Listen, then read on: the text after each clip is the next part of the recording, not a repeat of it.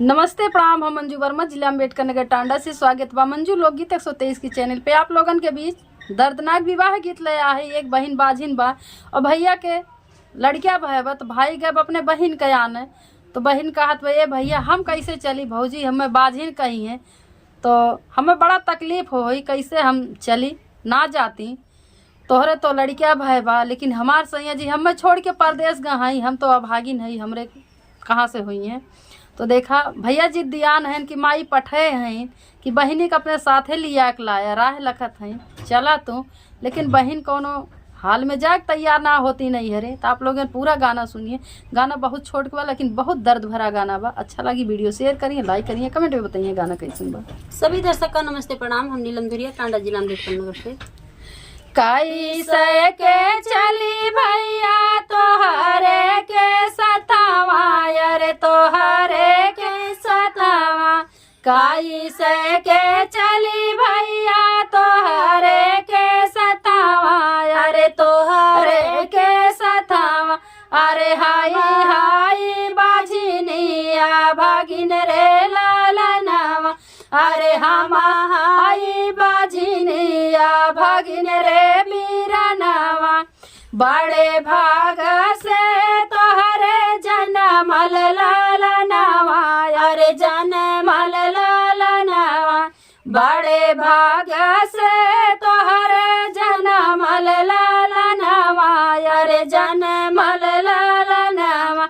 अरे हमका छोड़ी गईले मोर साजनवा रे लालनावा, अरे हमका छोड़ी गईले मोर साजनवा रे लालनावा।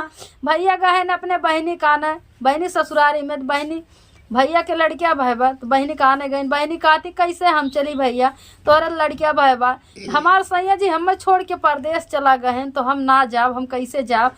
देखा भौजी का कही हैं, भैया स्वरान देते हैं।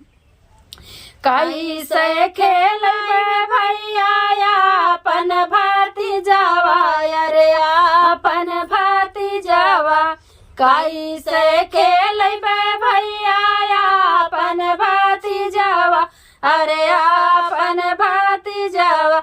अरे भौजी मोरी बाजिनी हरे लालनावा, अरे भौजी मोरी बाजिनी हरे लालनावा।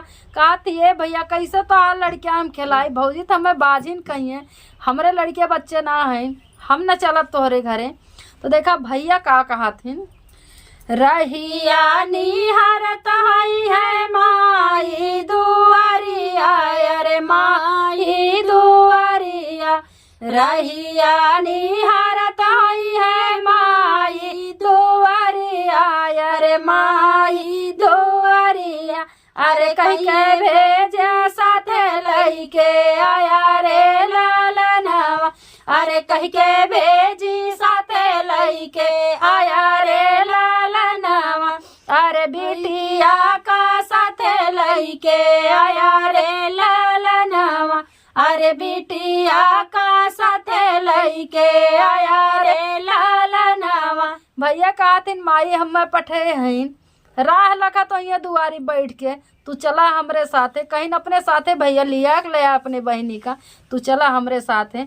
लेकिन देखा भैया का समझावत हैं बहनी का, फिर से करबा बहनी तोहारो बियाहवा, अरे तोहारो बियाहवा। फिर से करबा बहनी तोहारो बियाहवा, अरे तोहारो बियाहवा। अरे फिर से राजब हाथे तोरे में हदिया रे लालनावा, अरे फिर से राजब हाथे तोरे में हदिया रे लालनावा।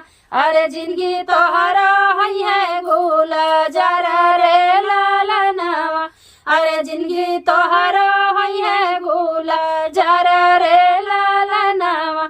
भैया कहती ने बहनी तोहार पति अगर परदेश चला गया छोड़ के तो कोनो बात ना, चला हम तोहार बढ़िया से दूसर बियाह कर दे, फिर से तोरे हाथे में मेहंदी लागी, सारा सिस्टम से हम फिर से बियाह करब, तोहार गोद भर जाई, गुलजार हो जाई तोहार जिंदगी। लेकिन देखा भैया कहत हैं अब हम चिंता कोनो करे जरूरी ना, अब हम तो अब नौकरी करत ही कैसे चिंता जीनी कर बहिनी करी थे नौकरिया अरे करी थे नौकरिया चिंता जीनी कर बहिनी करी थे नौकरिया अरे करी थे नौकरिया अरे अच्छा है रब दुलारू दामाद रे लालनवा अरे है रब अरे सुंदर है रब बहनोई रे लालनवा अरे सुंदर है रब बहनोई रे लालनवा। भैया कहते हैं हम तो नौकरी करत हई दान दहेज देव खूब बढ़िया का अपन बहनोई है तू चला। तब देखा का कहा थी बहिनी का कहा थी तनवा में हनवा मरी है सखिया सहेलिया अरे सखिया सहेलिया तनवा में हनवा मरी है सखिया सहेलिया अरे सखिया सहेलिया अरे मरी है कार जावा में तीरा रे लालनवा अरे मरी है कार जावा में तीरा रे लालनवा अरे तनवा सुनाई बेटा भरिए रे लालनवा अरे तनवा सुनाई बेटा भरिए रे लालनवा।